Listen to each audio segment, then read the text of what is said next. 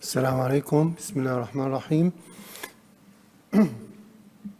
Before starting, I would like to thank the organizing committee, especially Professor Muhammad Hassanin and Professor Bashar Effendi, for giving me this opportunity to be with you today. My talk will be about consensus recommendation of Ramadan fasting and kidney disease. This is the outline of my talk. So after a quick introduction, I will discuss with you the main topics that we review in the literature to elaborate this recommendation. Then I will give you a summary about RAC recommendations. So as you know, I'm sure that all who are hearing my lecture tonight, they are keen to have recommendation based on clear-cut evidence. This will help us to give clear advice to our patients.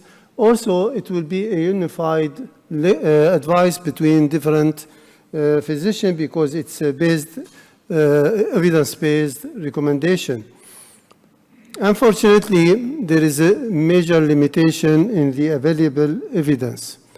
As you heard from my colleague, Dr. Ahmed, he gives some summary about the limitation.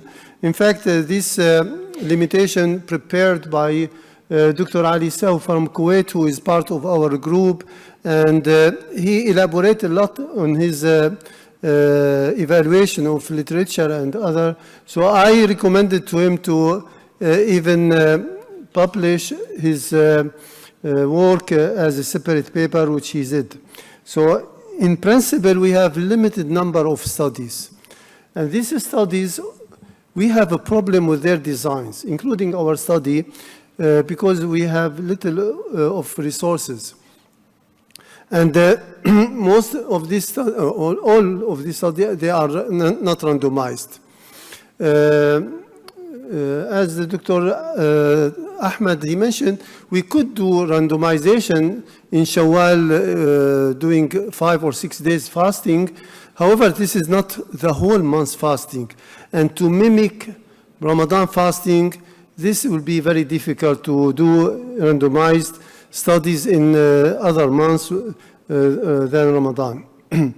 Most study or many study used same group of patients as their own control group, pre-Ramadan versus during and post-Ramadan.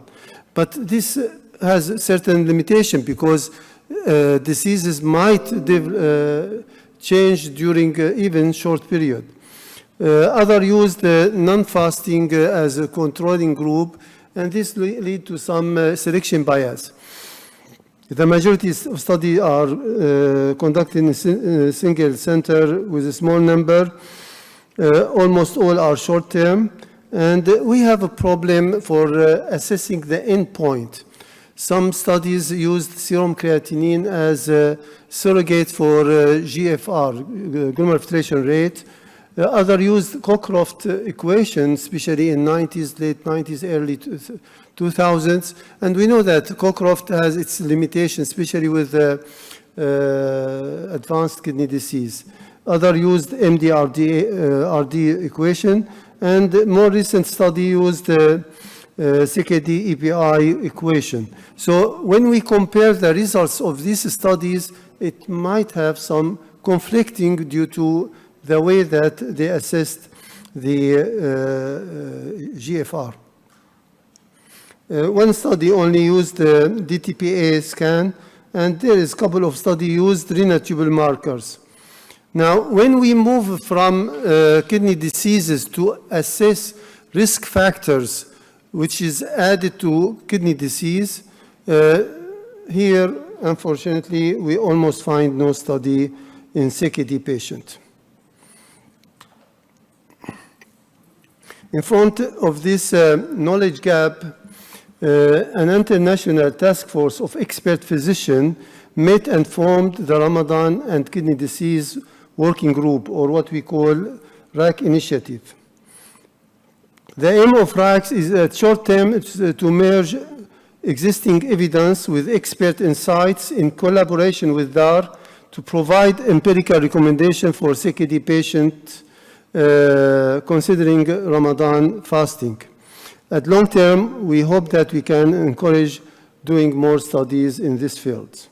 This is the group, and if you can notice, we were lucky that we have two prominent people from DAR group worked with us in this group to give us some insights from their vast experience through DAR. And the majority of the group is from UAE, but we have from Canada, from Saudi, from Kuwait, Jordan, Bahrain, USA, Oman, and Egypt. We reviewed the literature. Mainly, we reviewed different types of chronic kidney diseases. Also, we tried to evaluate presence of risk factors in top of kidney disease, and to see if there is any studies in special population.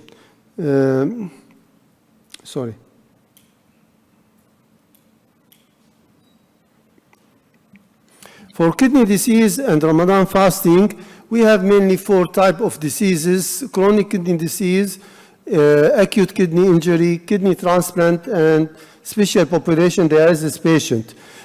For AKI, we don't expect that anybody will study patients who are in evolving acute kidney injury and allow them to fast versus not fasting. So there is no study, and I don't think we'll be able to have any study for that. So we left with these 3 populations. Then when we move to risk factors like comorbid condition, duration of fasting, whether it's hot or versus cold, social elements, patients who are working outside, if they have air conditioning in their working area or not working at home in weather climate, all these, whether there is a study looked into that, and special population like frail or elderly patient with CKD, who effect of fasting on this population. Other population we looked into also, pregnant lady with CKD and breastfeeding ladies. This the results of a quick summary of the literature review. For kidney disease, we found either limited studies or very limited studies. Now, for risk factors, unfortunately, we didn't find any study looked any of these risk factor in CKD patient, presence of this risk factor versus non-existing. And there is certain area where we didn't find any study even in general population, like uncontrolled hypertension, duration of fasting, fasting in hot season versus not hot season, etc. So we'll go quickly. I know that you have long day with lecture, so I will be short, fast in this. In fact, our this is summary of our flow chart. So this, our recommendation is to assess patient and try to classify his risk, where he fits, low risk, moderate, high. And you will see that we are trying to use the same categories that you used in DAR, because we have, as I mentioned, 2 members from DAR. And also, we hope that in the future, we can merge all these recommendations when we have more evidence-based recommendation with the DAR calculator. So our recommendation, we have 3 steps. We call it 3A recommendation. First, assess, then advise, finally, assist the patient. So in first step, before going in assessment, if the patient is diabetic, we move to DAR calculator because diabetic patient has many elements need to be included in risk assessment, and also because DAR calculator has long history of modification and evaluation. So if the patient diabetic, he will be going to DAR risk calculator. Now, kidney disease without diabetes, we have three categories. I will not go through them because here I have algorithm.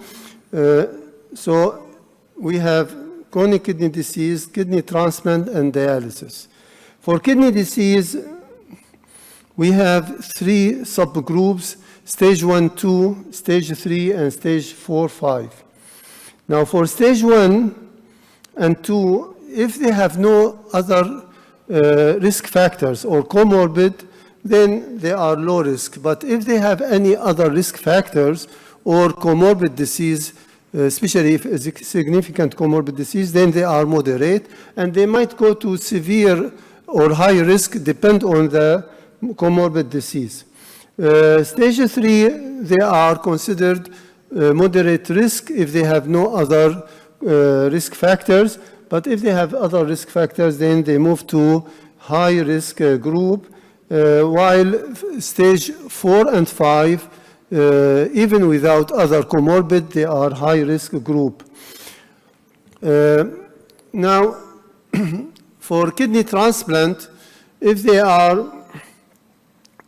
have less than 1 year post-transplantation, we consider all as high risk. Especially if it is less than 6 months, they are very high risk. And usually our practice, we don't allow, or we are very strict with this patient to avoid fasting in this first year. Now, if they have more than 1 year, and also there is another condition that they have stable kidney function at least for 3 to 6 months, then we, based on the level of kidney function, we can assess the risk of fasting. But even with the normal GFR, we don't consider them low risk. So they will transplant patient stable for after 1 year of transplantation, they are either moderate, they have moderate risk or high risk. Now, for dialysis patient, although as you heard from Dr. Tarakji, most studies showed that fasting is okay with this patient. Now, when we study dialysis patient, we don't look at the same endpoint like non-dialysis patient. In non-dialysis patient, mainly we assess the kidney function and the effect of Ramadan on kidney function. While in dialysis, we are not care about kidney function because there is no, almost GFR will be 0. But we look to other comorbid or other effect of fasting. And studies done showed practically fasting in this group is safe. In spite of that, the group, RAC group, after a lot of discussion, elected to consider the dialysis patient as high risk group because the majority, if not all, majority of this patient has comorbids. We have maybe 45 to 65% of our patients on dialysis, they are diabetic, and many of them, they have cardiovascular disease, etc. So we elected to group them mainly at high risk, and we might dissect part of them as moderate risk if they have no other comorbids, especially if they have a previous experience and they are doing well, young people without. So we, even with this group, we don't allow them to fast without close monitoring. So after classifying our patient, if he is low risk, moderate versus high risk, then we give them advice accordingly. And if patient with moderate risk or high risk insists to fast, then we try to help them to do that in the safest way possible. So there will be adjustment of dietary and fluid intakes, adjustment of medication dose or schedule if needed, and we tell them that there is certain rules that if something happen, one, two, three, four, if any of this happen to them, they have to break fasting even prematurely. So we try to educate them to be safe, and they have to be followed up during this period by expert clinic pre, during, and post-Ramadan. So usually we schedule them to be seen between 1 week to 3 months before Ramadan. Transplant patient, we try to be as close as possible to Ramadan to be sure that their kidney function is stable. In the pre-Ramadan assessment, we evaluate their clinical fitness, evaluate presence of comorbid condition, and sometimes refer them to other subspecialty if they have significant comorbid, to have their opinion about the comorbid. And we assess their social factors, the profession, what they are working, and how is the condition. So we have to take all this in consideration. We check the basic laboratory for them, and review previous fasting experience if there is any, and classify patient risk and make recommendation accordingly. So in this pre-Ramadan assessment, if the patient elected to fast, we give them some recommendation for adjustment medication to suit their fasting hours, substitute short-acting with long-acting formulation. Example, tacrolimus now we have once daily versus twice daily for kidney transplant, or some immunological disease. So we try to switch them to tacrolimus once daily, but we do that at least 1 to 2 months before Ramadan to have stable trough level before fasting. We don't do it immediately before Ramadan. We should taper off any medication prone to rebound effect, like oral clonidine, although we are rarely using it, but such medicine or similar, it's very risky medicine, should be not given to the patient if he is fasting or decide to fasting. Adjust the timing of measuring the level of tacrolimus or cyclosporine. Usually this patient, before Ramadan, they take the medicine, for example, cyclosporine at 8 p.m., 8 a.m. So when we ask to do trough level, they are doing it 8 a.m. before taking the medicine. So this happens frequently, and we have to remind them to do it 12 hours after last dose, which is in Ramadan, during Ramadan will be sahur. So it means before iftar, they have to do the blood test, not at early morning. So all this is very important, otherwise will give us a wrong trough level of CNI. Now, considering the recommendation for food and fluid, we try to encourage them to eat balanced diet and avoid potassium-rich food if hyperkalemia is a concern. Of course, I mean, there is patient, there is also some restriction for phosphate, etc.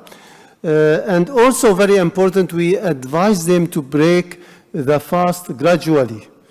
So especially there is a patient who decide to fast, we ask them to take a cup of water, then go to prayer of Maghrib. After that, maybe have light meal, then Isha and Taraweeh prayer, then after Isha to take the main meal.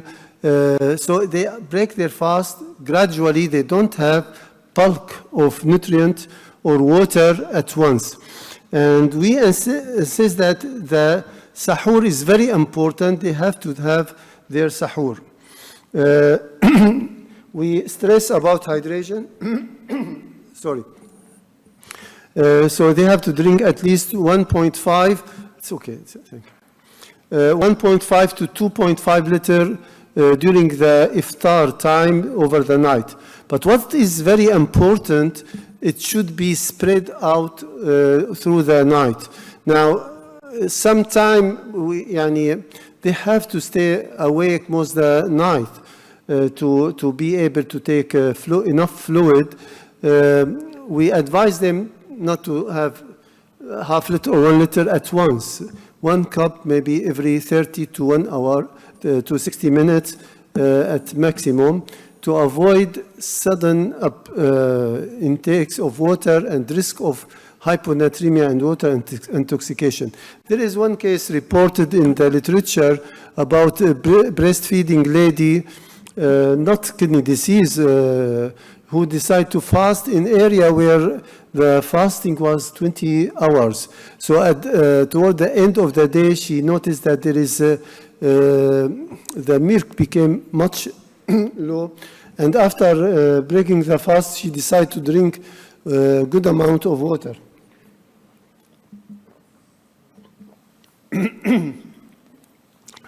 She had 4 liters in short time, and she developed severe water intoxication with acute hyponatremia. So this is something, and this lady with normal kidney function.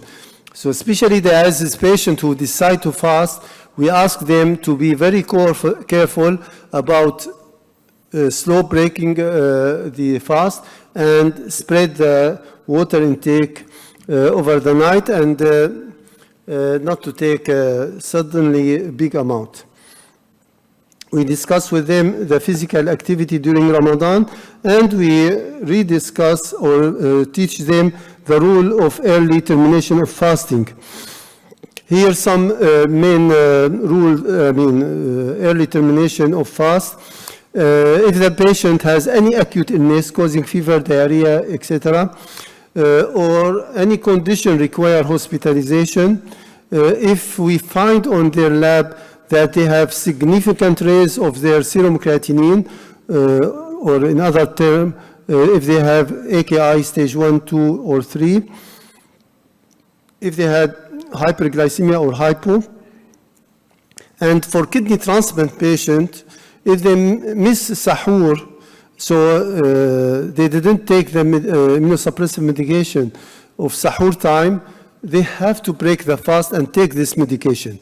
We tell them this is precondition. If you decide to fast, the immunosuppressive medication should not be affected, because then the risk of acute rejection will be high.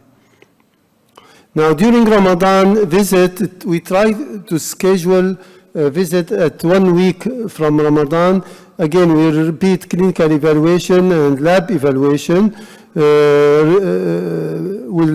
lab evaluation, we'll see any drawback of the fasting on kidney function. We review the medication with patient and avoid any misunderstanding. Restress on the diet fluid intake recommendation, and we review with them rule of early termination. So it is almost the same like pre-Ramadan, but here we try to reassess the kidney function during Ramadan. And then the third visit will be in 1 to 3 months, in 1 month, then in 3 months after Ramadan, to be sure that there is no problem on the kidney function.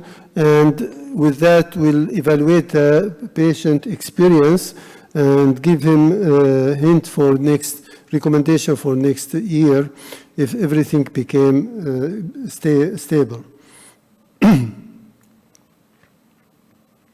So by that, I will end my talk. This is the Sheikh Khalifa Mosque in Al Ain, which is a piece of art. I would recommend you, if you come to Al Ain, to visit it. Thank you.